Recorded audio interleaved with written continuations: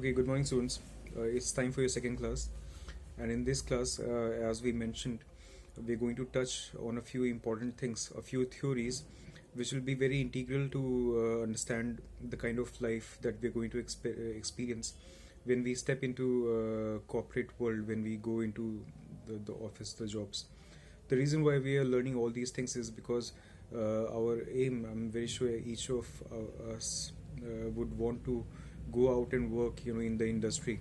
Either you start your own business or you work for somebody else's business. You would be in that environment, and to understand that environment is very important when you want to interact with people and behave, the way that's suitable, uh, in that environment or in that culture. So today's lecture will be focused on uh, uh, the question. The question could be an exaggeration, but the question is, or the statement is, that bosses are cruel, or or in offices, the culture, the corporate culture is cruel. Uh, why is it so? And will it could be exaggeration. Nothing is cruel as such, but what do I exactly mean with by that, we'll just see.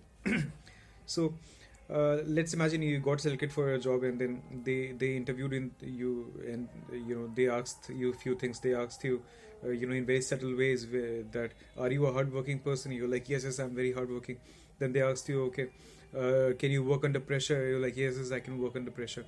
So in by asking these questions, they're actually preparing you. They're not even asking you if you're able to do all these things, because they will actually make you do all those things.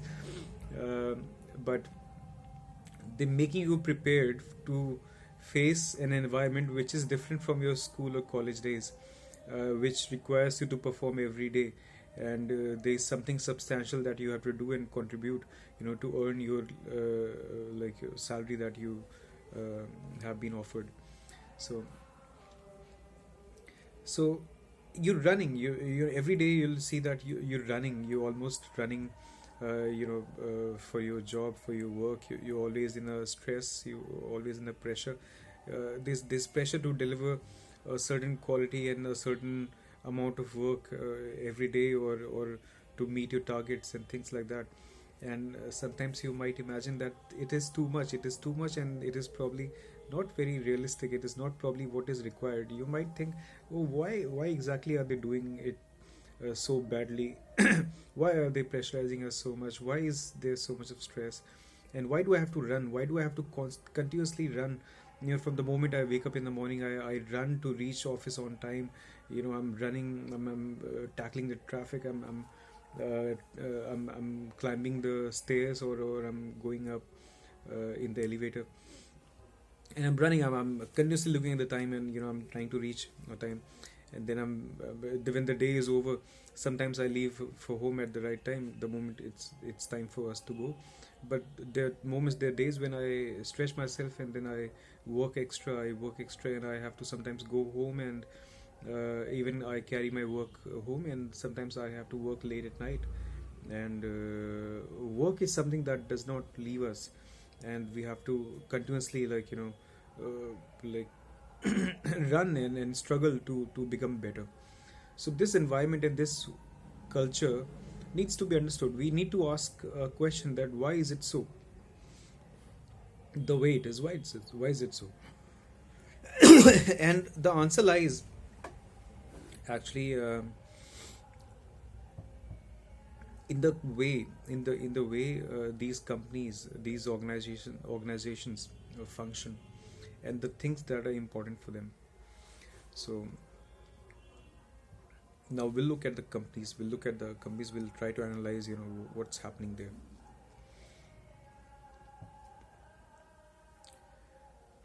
You see, how does a company gets formed?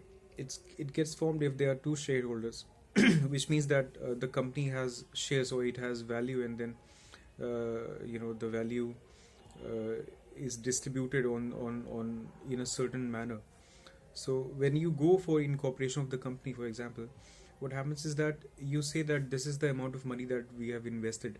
You know, you, for example, on the capital of 1 lakh rupees, and two shareholders with equal value, you establish or you register a private limited company, and and then you go for you work and you ask for investors, or you take a loan, you do things.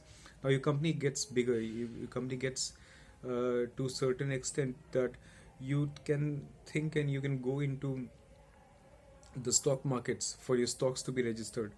So what are you doing now?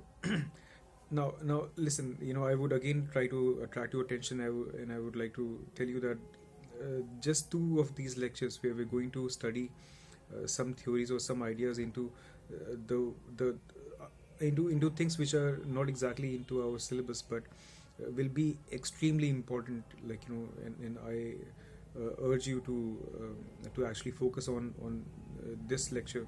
This is one of the first important lecture, in that category. So what's happening now? The company is going to the stock market. Now stock market में क्या होगा? Stock market में the company shares will be sold, right?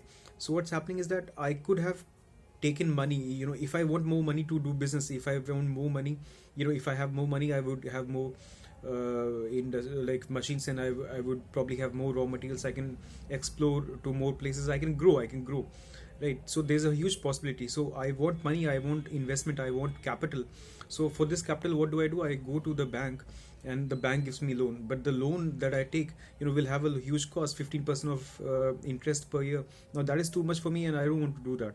But now I just realized that initially I had put 1 lakh rupees capital into my working into my company, and I hold all the shares. Now I have raised some capital through loans or through other ways, and that's there. But the amount of shares, the amount of money that I've invested in the shares, for example, is this much, is just 1 lakh rupees. Now the shares that you have, which of 1 lakh rupees, now this is simplistic model. The real things are slightly more complex than this, but let's focus on that. So my shares, to me it cost me, for example, 1 rupee per share. But I go in the stock market and I ask thousands of people to think about this company as a future prospect, future prospect of growth. And I would ask people to invest in me. Now people will invest in me. Why will people invest in me? And what is the investment that they're doing? What they're doing actually is they are buying my share. They're buying my share at a cost which they think that which we deserve, which our stocks deserve. But it is more. It is an inflated cost than the actual cost that we have incurred. Now we have earned and we have given out interest and profits and different things, like in different ways. But that's a book, that's an account book, and a different sort of borrowing has been done. But I'm talking about the shares right now, the stocks options. So these stocks I'm going to go in the market and open for people to buy it. And now I have to pay some tax on it, some property gains or some profits that we make. That's a different thing. But generally my cost does not involve paying interest to my shareholders. So I go out in the share market, I offer my shares, and people imagine that, oh, this stock is available at 10 rupees. Now this 10 rupees is probably it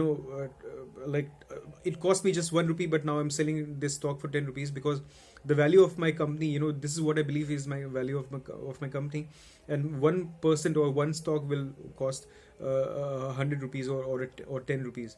This is my assessment, done by the financial experts, no doubt. Only then SEBI accepts it. Okay. So you see that the value is increasing, right? The value is increasing, and somebody is going to get profit. At least the promoters, the shareholders are going to get profit. So you go in the market, you offer your shares, people buy your shares at an inflated cost, and they're buying it because they imagine that this company has recently been doing very well. It has been doing so well that within just 2 years it has come to a position where it can list itself into National Stock Exchange or Bombay Stock Exchange, and its growth. The company is promising. If I buy the stocks of this company, what I will get is probably the a part of the profits the company makes, the bonuses that the company offers, and even the stock prices will rise in the future market because the company is doing well. Right now, the cost is just 10 rupees, and maybe in about 2 years of time, when the company has gained more business and done more profits, okay, uh, the value of these shares will probably increase to 100 rupees. Now, what's happening is that the face value of these stocks are increasing, right? And uh, it has to do a lot with the impression that the company is making, the kind of impression it has on the people. If people think that the company is doing well, the stock prices will rise. So the stock prices is the rise and the fall is not very uh, how do I call it, not very uh, something that you cannot touch, something that does not, it's not material, it's not completely solid. It's a lot fictitious as well. Yes. Okay. So so the value of the stocks increase, right? And this is the value that a stockholder or somebody who's buying your shares is expecting. So what we have to deliver as a company, I have to deliver this promise of the price of the stocks increasing, the value of your holdings to be increasing, for you to have faith in my company, and for me to have more money, to raise more money, to have more faith in the industry, to in the whole market, and to do more business. It's almost like a cycle that all the things, they all go together, and they all form a bubble, after an extent. And that is the reason why all stock markets fall after certain period of time, and all stock prices also dwindle, depending on the kind of cycle that they're having. If the graph of their growth is too steep, if it's rising too sharply, then be sure that the curve is going to come very soon, where it's no more sustainable, to make such profits. Now, why do I say that? Is what I'll explain by giving you an example. uh, Imagine a city or a country, or a community where there are 100 people. There are 100 people, so there are only 100 pair of shoes that you can sell. That's the capacity, right? Now there's one company and which is making shoes and which is selling to 100 people. So there's one company which is selling 100 shoes. So in the first year it can only sell 100 shoes, right? In the second year, because all the shoes have worn out, now again everybody buys, some people do not buy. So the next year, what you can expect at best is 100 pair of shoes to be sold, maybe even less.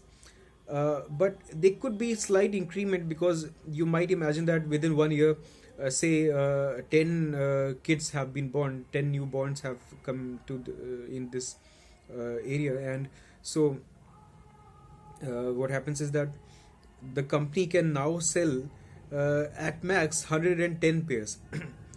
uh, a 10% of profit, right? A 10% of increase in sales. Okay, but this example is a little off, because let's say 1,000 people. There are 1,000 people and there are only 10 births. So it's just 1% of increase that has happened, on the revenue or on the sales figure that the company can achieve.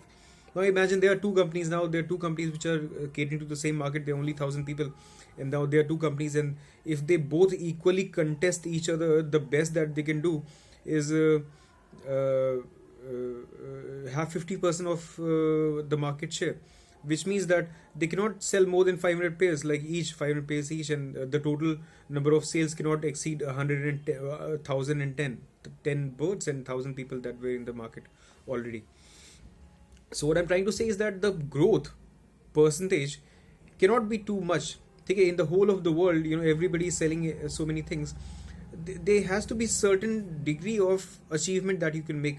There are 100 companies into sales of insurance in India. Now everybody is trying to sell insurance, and everybody is trying to push and sell insurance, but there are only a certain number of people who would want to buy insurance, and then there are a lot of people who do not want to buy insurance. So the number of people who would at any point of time would buy insurance is less. And when you are contesting other companies, what you're probably doing is taking out the customers that they have. You're not really making new customers. So the fact is that in in a community where there are 1,000 people and there are 100 companies, there's only a certain extent of growth that any company can achieve. You can only achieve fantastical growths by either demolishing other companies, or by projecting things which are too fictitious. Okay.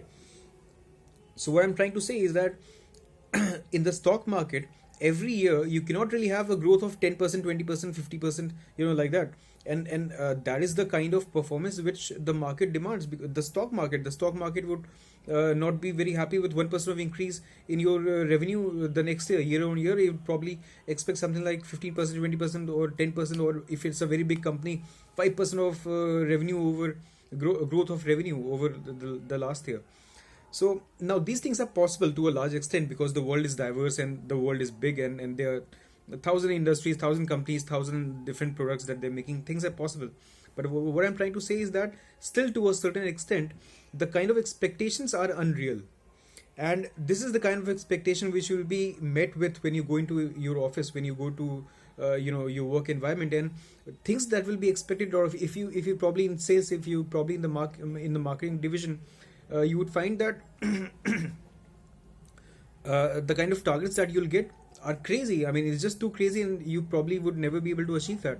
But they purposefully aim so high so that the best that is possible out of anyone, by pressurizing or by making people work hard, or do whatever that they want, to get the best that they can produce under whatever circumstances, under whatever pressure that they find themselves into, they perform. And the aim of any company, of any organization, is to do maximum profits. So even, for example, if you're in the business of writing, if you're a journalist, what you'll probably see is that every day you have the same pressure to get the best quotes, to get the best interviews, to write better, to have better ideas, and to have the latest information, and then the insights. Go and tackle people who have never given interviews, with people who are very rare to find speaking on media. Go and try very hard, to make them speak. Some politicians, who never face the camera, you would be pressurized as a journalist to somehow go and make them speak and talk to the media, right? So the pressure is always there in absolutely every environment. In a technology sphere, example, if you probably look, to come up with brilliant ideas, to come up with softwares, to do testing, and to make sure that this works, or what fits, or things like that. There will be so many things. Always will be pressurized with a lot of not just work, but focus and attention, and struggle and endeavor to just grapple something. It's almost like the world is running too fast, and you're being left behind, and you have to run. So this whole philosophy, this whole idea is what we are trying to explore and understand and realize how far are things real. So it's because of the stock market. The stock markets, the way they're going to function, will have a huge effect on even your work, everyday work, and a lot of times what happens is that a lot of these companies inflate the kind of revenues that they've made, and sometimes a few losses that they've made, they do not report it, and things like that. So even because by the end of the day, if they show too many profits, they probably have to pay such large taxes as well. And sometimes you might think that if the company has made losses, and the company has not earned, and it has shown profits, and it is paying tax, that the tax that goes to the company, to the government, is actually in addition to the losses that we have made, and it's an added loss.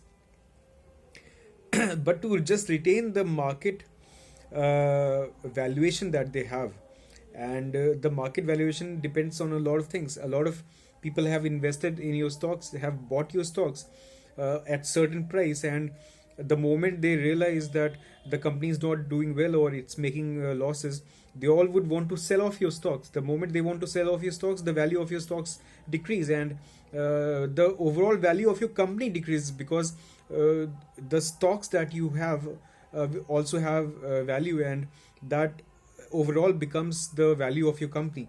So the valuation of the company, for example, if it's $1 billion, okay, and in the stock market the value of your stocks fall because it has just come to notice that the Maggie that you had, or the noodles, I'm so sorry, I should not, we can actually take the name of of the brand Maggie, or the case study uh, where the stock prices plummeted just because people found out that the Maggie that there is in the market has some elements which are not very healthy to for consumption. So the stock prices fell, and when the stock prices fell, the valuation of the company also came down, and that they would have to report as additional loss in the next balance sheet in the next year, rising out of the fall in the stock prices. So these have huge implications, and uh, because a lot of the valuations and a lot of things that these businesses work on are at times, not very real, not very what do you call it, something that you can touch and something that you can hold in your hands. uh, it's not very concrete, it's not very, things are not very solid, it's not material the way they are, to be able to touch. uh, and so, the way it is. So after we've understood that there will be a certain aspect of this whole phenomena in any office that you enter, and these things will matter a lot. Sometimes the company that you have just joined and the company is doing well is what you think and what you see, and which could be the reality, but because of some problems like stock prices or some information coming out in the media, and uh, very soon, downfalls can happen, and you can probably see companies shutting down within months, uh, because of a lot of these problems uh, which lead them into losses. Because just imagine, a company got listed, and the stock prices, for example, fell so sharply, the valuation of the company has gone down. uh, so you might think that all these factors should not really matter, because all the money and all the raw materials and all the things that you have in the office, in your factories to produce material, to do things, that would remain, and we would still be able to produce. But you forget the fact that, for example, the money that you have, you've taken some money out of loans, or you have given, your products to people in the market, they yet have to pay you back. And for this, the working capital that you need, you've probably borrowed from the banks, or other people, other lenders, and it's a short term loan that you probably have, and uh, that would fall. People would ask for all the money that they have given you as loan, as they would want all of those things back, or they would probably try to have some control on the collaterals, or the things that you've mortgaged, meaning that you can have a lot of problems, arising out of all the external factors, which probably you would find that are not even somehow meddling with your production and your activities like that. So if they all take out your money, and if they all start troubling you, they don't pay you back, or if they are taking out the money, if they do not give you raw materials, for example, raw materials people give, on credit. You take the raw materials, you work, you make things, and you sell. When you sell after 1 month of credit, like, you pay them back, the people you've taken the raw materials from. For example, sugarcane industry, what happens, the sugarcane farmers, they go and they deposit all the sugar that they have, from to these industries which do not have the capital yet, and then they are able to, a lot of times they are not paying, in fact there were so many suicides because of that. But let's say that these factories, sugar manufacturing factories, they pay back to their farmers from whom they have purchased the um, sugarcane, but they pay them back after a month or so, because at the time when they are buying all the raw materials, they do not have enough money, and if they spend all their money, they probably would not have enough money to market or to sell or to distribute or to pay for other expenses. So yes, if nobody is ready to supply you on credit because they fear that the stock prices of your company has gone down, and they realize that you might not be in business anymore, they might not give you material, and you might actually not be into business anymore because you don't have raw materials, you cannot produce, you cannot deliver in the market at the right time, and your products are not being able to be sold, and the faith of your the faith of your customers in your products also decreases, because they go to the market and then they find that your products are not there in the shops, and then they're like, we probably heard some negative things about the company, and then look, the products are also not available, and then we probably would not be able to have the products in the future. Then why to stick with this? We probably choose something else. In the car industry, for example, this is so important. If I think that Honda or Mitsubishi does not have enough sales offices, or what do you call it, service centers, I would not get enough and good service, I probably would not buy a Mitsubishi, I would probably buy a Honda, or a Hyundai, because I know that their service stations are everywhere, and then this company has sold a lot of cars, will be there in the future. So there are a lot of factors that can be affected, and that can affect, and uh, as I just said, an external factor which I thought probably would not matter would actually lead to a whole complete shutdown of my business, and so the kind of impression that I have in the market is so important, and for that, the part of it or the fallout of that, you would face that as some pressure or some behavioral adaptability. When you come to the office and when you start working, the environment would have some aspect of it. Okay, now we look at the bosses now. Why bosses could be cruel, and why all bosses or most bosses, behave in a certain, an expected manner.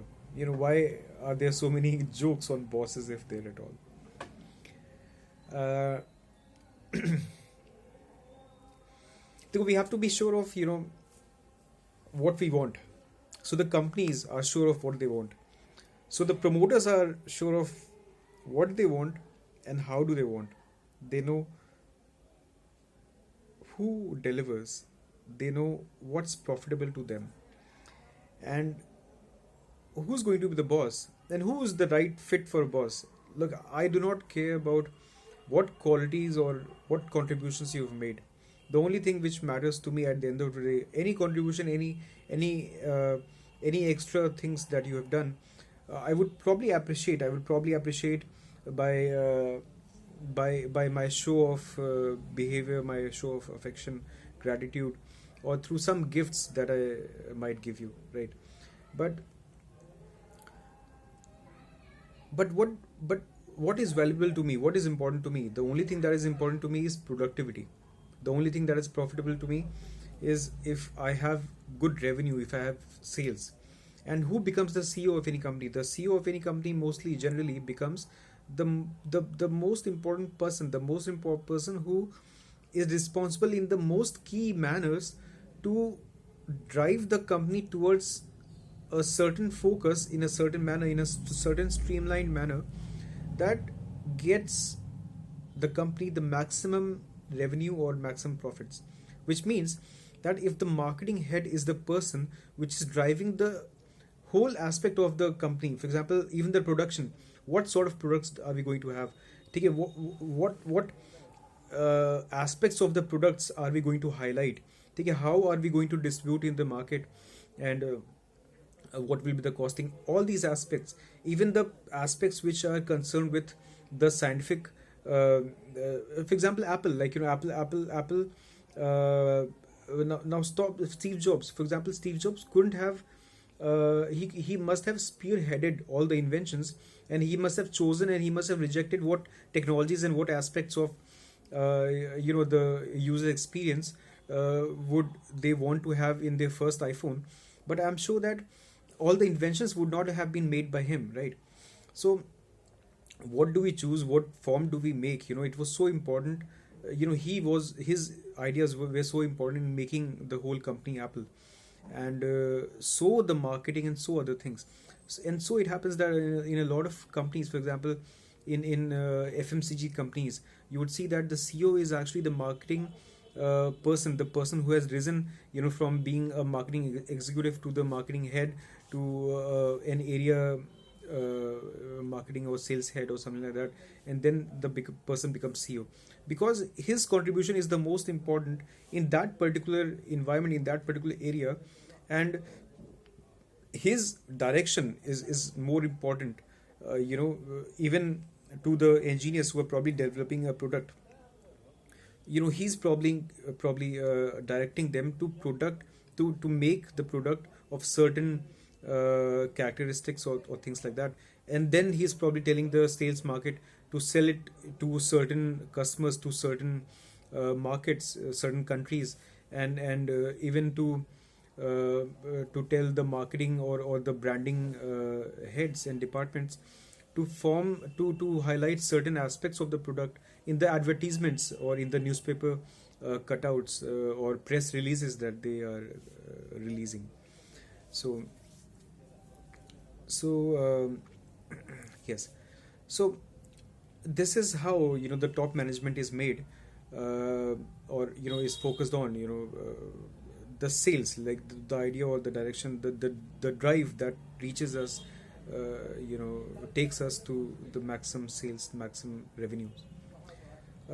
But at lower levels, for example, in sales team, your bosses, your immediate bosses, for example, you've just joined the organization, and you are an entry level employee, and then you have a boss, and then he has a boss. So there could be 10 people, and there could be 10 different styles of management. There could be 10 different ways of making sure that you get work done by the subordinates that you have. You could be kind, you could be cruel, you could be somebody who pressurizes, somebody who speaks or communicates a lot many times, or you could be somebody who does not meddle too much, and only at the deadlines would you ask your subordinates. In whatever manner, the fact remains that the work needs to be done and it needs to be delivered. So the possibility of the person who's in whatever manner, in whatever managerial style, is able to make their employees work together and produce the maximum benefits for the accruing for the company or the organization, would be somebody's choice, any higher level employer's choice, to raise up in hierarchy, and to make the immediate or the next level boss. But often bosses are cruel as well, and why is it so? Is because uh, it's because of us as well. I think in a culture, it really depends on the culture. For example, in Japan, you would see that people who work the most, who work for longest hours, are the people who are appreciated. A lot many times you would see that in the culture it happens that they somehow celebrate if somebody by exhaustion, if somebody uh, is sleeping because of exhaustion. I think that is something that they celebrate, they appreciate, that because of too much of hard work the person is so. uh, but in Western countries, I don't think that it will be appreciated at all. In fact, in America or in European countries, in France or in some Scandinavian countries, I've heard that they're decreasing the number of days and the number of hours that employees are supposed to work.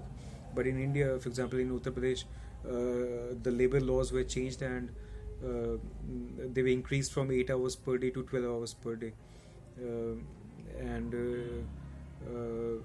Yes, in Japan, like, people would probably work for 24 hours. In America, they leave their office exactly the time, they are supposed to at 6 o'clock in the evening, 5 o'clock in the evening, they leave the office, they end all work.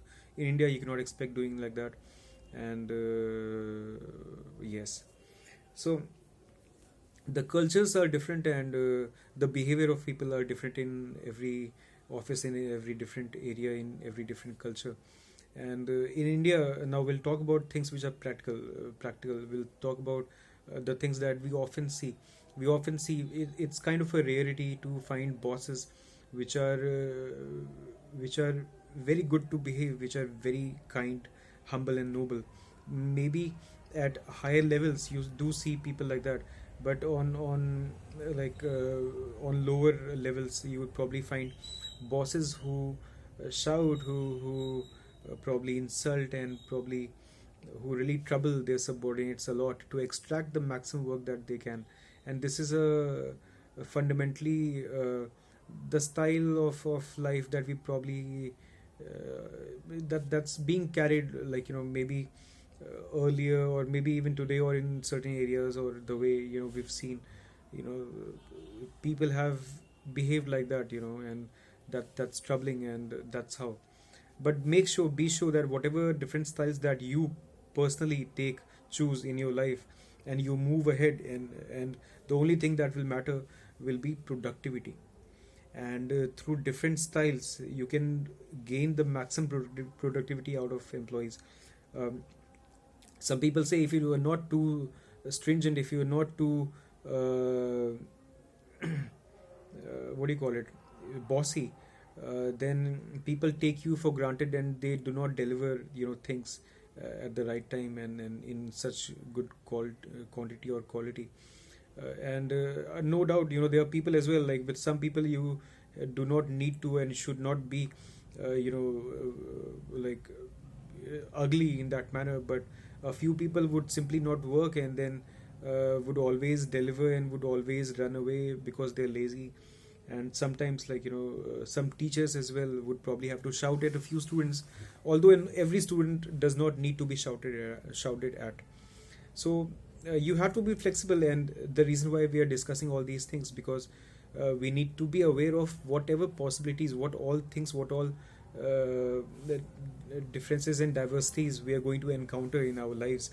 And the best that you can do is by start observing your classmates, the people around you, the people in your colonies, the people you meet, your previous classmates, the way, in fact, you are at a very good stage where you would have seen that when you passed class 10th and you came to class 11th or 12th, you saw the personality and the behavior of a lot of students changing, not just towards you but towards other people generally. Things change, and people are developing or adapting, in that age. And even in colleges you would see that, for example, you would have a huge difference in your thinking if you were probably starting to think the way I'm trying to make you think about, prepare you and mentally prepare you towards your future employment. But somebody else who probably goes to a college where professionally you're not being trained for something like this, or maybe a literature student, he has a completely different bend of mind, and the way he looks at the world is completely different. So there will be so many things, and then you should not ever say that my style is better or it's more professional or what. Every style would have certain aspects, and it would deliver the goods that you are able to use or extract out of it by using it in a manner. An artist would have his own certain ways, and he would carry himself in a different manner. And even if an artist goes to a corporate environment, people would look at him in a different manner, and then probably, and it is very possible that it happens that a creative person like that, who has an integral role in something like maybe creatively designing the package of your product, and he is invited into your office, and everybody would still respect him, even though if he's not wearing a suit, but he's respected for the kind of environment that he represents, and the way he fits that environment, the kind of an attitude that he's carrying, and it's almost like this: everybody is beautiful, but in their own ways, and you might appreciate their beauty, and you might deny them any compliment, so depends on you. It depends on the beauty, is really in your eyes, the beholder of the eye. Okay. Okay, so the next part is, now we've understood all these things, and how do we react, how do we interact, how do we prepare ourselves to face all these things now? So the answer lies in never losing your cool, always understanding why they're pressurizing you so much, why are they driving you so much. If you know that only 5 sales can be made in this month, because this is the month of making assessments, and no company or no organization or no person is buying new things because they're ready, because they're busy in for example, the end of reporting, just the end of the financial year in March, for example. Everybody is busy in the month of March. The sales do not happen. In fact, especially no companies would buy new ideas, new products, or new services, which they can undoubtedly delay, for a month if it's not so important. And the sales, which you accrue in the month of March in most companies is very less, and they're not even spending. So you know that 5%, more than 5% of sales cannot be done, but you being pressurized for a sales figure of 1,000. So what do? You know the realities, the limitations of the job, and you know the market. You're cool within yourself, but you do not really reciprocate towards your boss, towards your superior, with this fact, which is going to demoralize all other people. Now be sure that if you have the idea that empowers you, it's great, it's beautiful, but your boss would not want all of your employees to be empowered. If you're probably empowered, he knows it, that you know about these facts, and you cannot be pressurized to work under conditions which generally would be unfruitful. Other people, like, now motivation also, can be done in so many ways. Sometimes you can be shouted at to be motivated. Sometimes you can be spoken sweetly to be motivated. You can be somehow be shown somebody else's examples at times, to be motivated. There can be so many ways. So maybe shouting, is one of the ways to extract work. Not really shouting, this pressure is what we should say. Some people will shout, some people would not, but the pressure would be felt by everyone. So you remain cool, and you know the realities, and you work according to what's possible, what's the best that can be done, and you'll soon see that what you achieve would probably be better, or almost similar to all the other people who have stressed out a lot. They have worked as hard as you, maybe, but they've stressed out a lot, and then they've lost their cool, they've lost their focus, and a lot of problems, like, is what they've faced.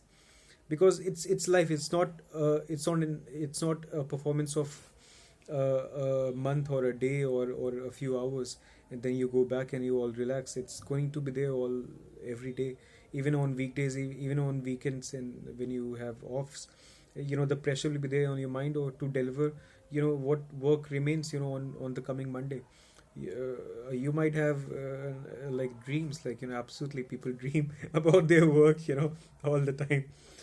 Things when they have to deliver, and things that they have to do, they imagine. And if they have been procrastinating, I think they dream about those things, their work in their sleep.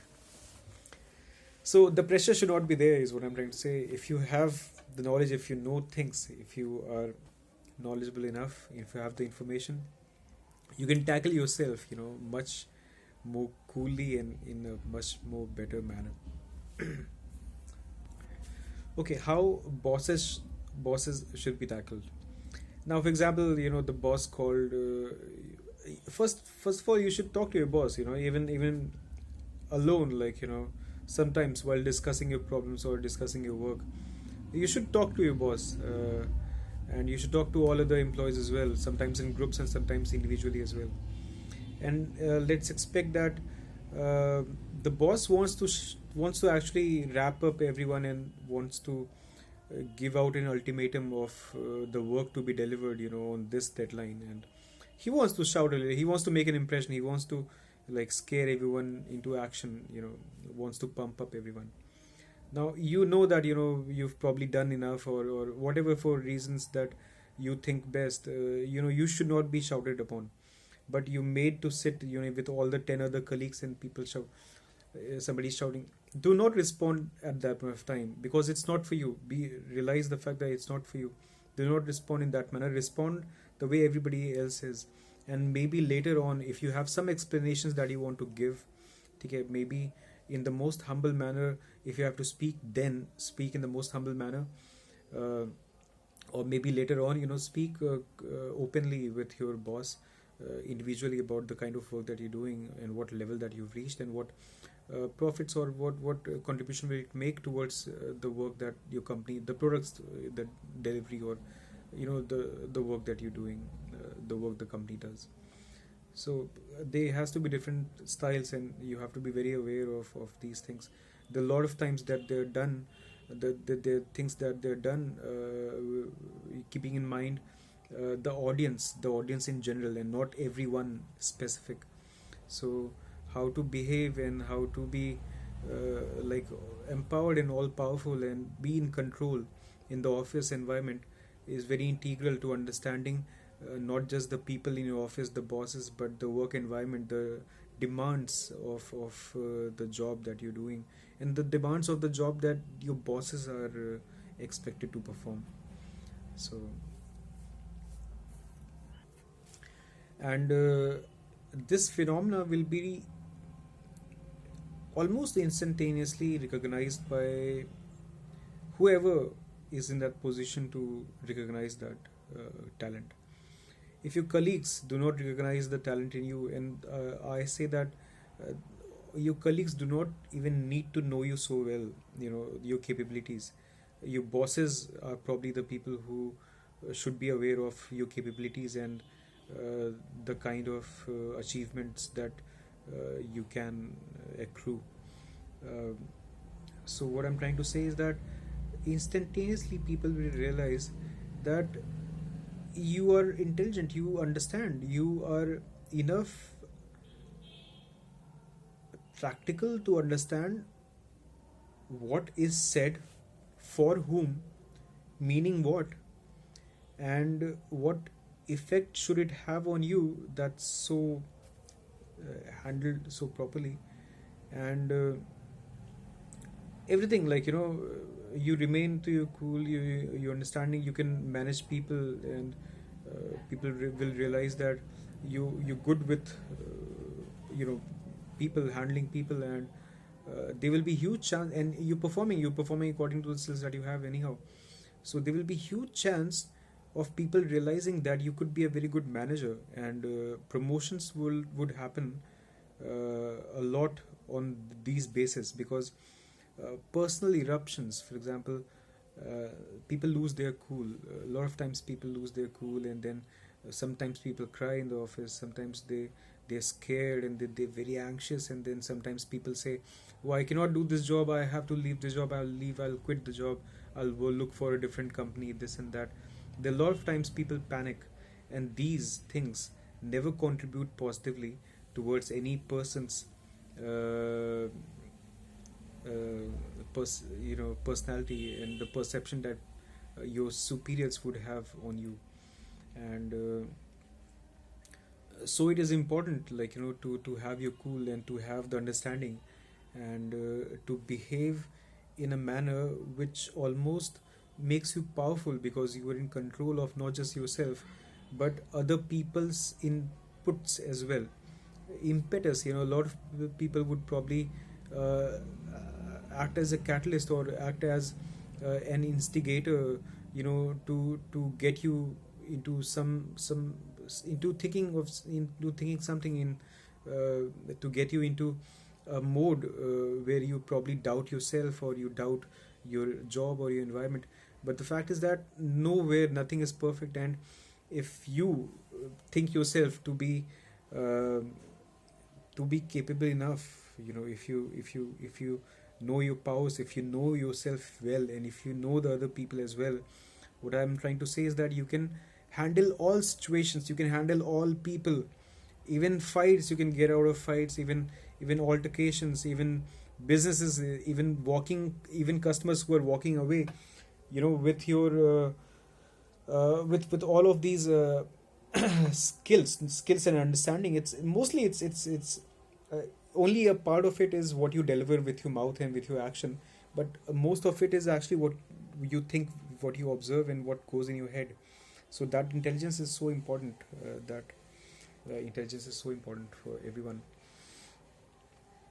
You can get all the you can, somebody, a customer walking away, like, you can probably attract him, you can get him back, and you can get him back in certain manner, in such a manner which makes the customer to be a permanent customer for life. So huge transformations and huge accomplishments are possible by these skills, by these understandings. And we will continue the second, as in the third lecture, in this series, but in this category of knowing the world, the way we were talking about, we talked about stock markets, we talked about the incorporation of the companies, and how things matter to them. And in the next lecture, which is the only last lecture, where we will discuss a few theories outside our realm of syllabus, where we look at the banks, and we look at how the banks affect us, and the way the banks were made and things like that, the role of the banks and the government and things like that. We would look at them, uh, and we'll see that the way we progress from there, all other activities, even coming down to the group discussion or interviews, or other, for example, you writing a report, making a presentation, all other things, business dealings with clients, all those things will make sense, how the knowledge of your world affects so fundamentally, and affects your progress and your rise up in your careers. Okay, thank you so much. Have a good day. Bye.